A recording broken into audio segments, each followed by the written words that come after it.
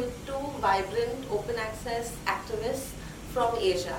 I'm talking to Mikiko Tanefuji, who is open access publisher at the National Institute for Material Science, Japan, and Dr. Sojong Woo, who is professor of pathology at Seoul National University, Korea.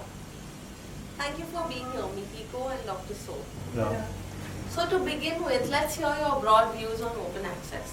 Yeah, our response will be different depending on his situation.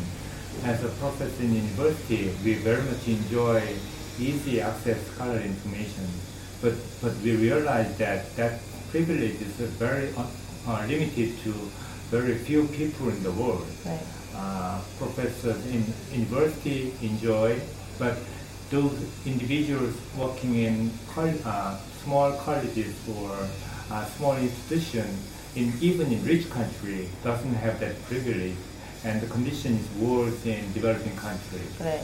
So our issue is that how we can get better access. But in addition, I'm thinking to add one more important aspect of the open access, that is, we need to have better production equity. That means the current production of knowledge is only limited for developed countries. Those information produced in less developed country is not that good level, but also we need to know the information produced in that level. Right. Thank you, Dr. Sir. Mikiko? My passion comes from towards open access is really, as a publisher, it is a great opportunity to scientists that they can choose now to make their research findings freely available, so that all of us believe that it will bring them more higher visibility or discoverability, and perhaps might sort of invite more citations as a result of higher readership. Mm-hmm. So it is a good choice for them. So it is not just one answer or the best answer, but I think it is very nice in the sense of infrastructure, as Professor Zhou said, for them to choose, okay, this one I want to do this way, and the other work I will do publishing in the conventional way. So that as a publisher, I'm very passionate about this, and also as a librarian, I would like to certainly encourage researchers to understand about this.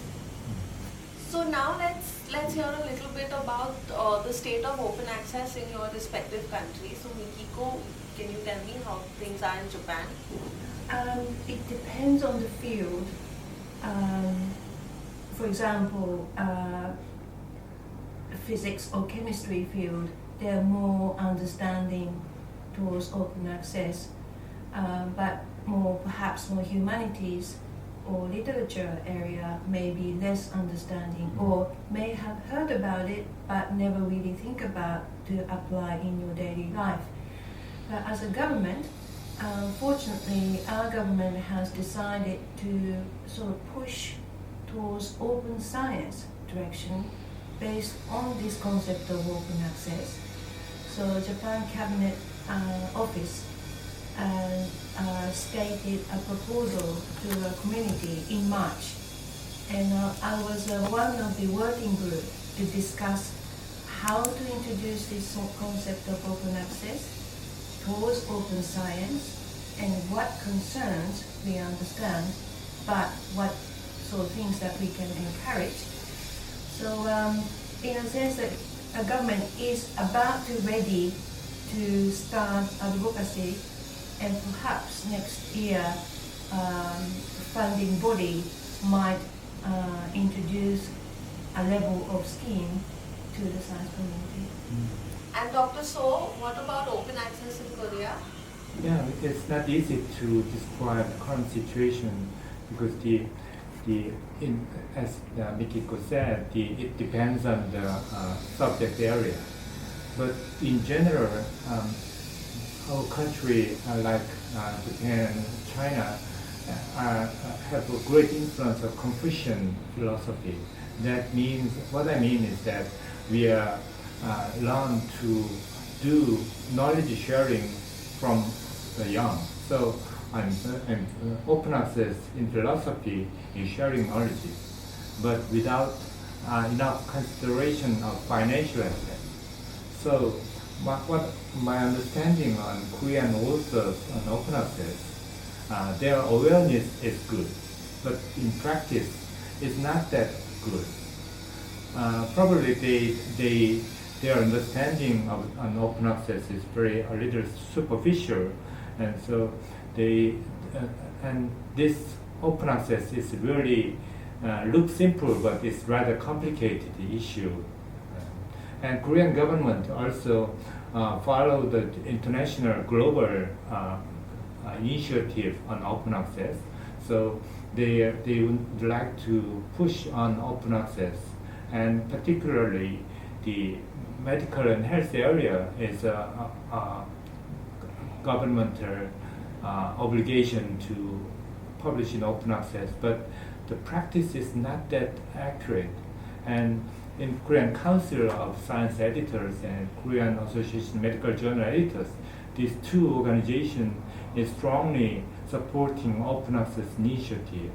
So we like Japan, there are some objections and some resistance from the humanity and social science area, but technology and medicine, I think there will be good progress of open access in Korea. Thank you, that's really impressive.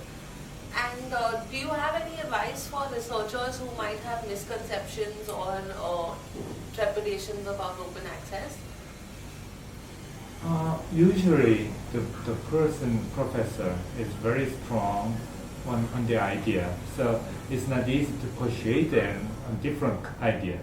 So when we talk about open access, they would like to hear what it means, but they think, why do you like to steal my literature, my paper, something like that? So in that case, I always say, I think we don't have to have our own idea, but rather we can suggest or we can recommend our specialists on open access publishers and librarians. They will recommend us a good way to help our researches more visible and more cited.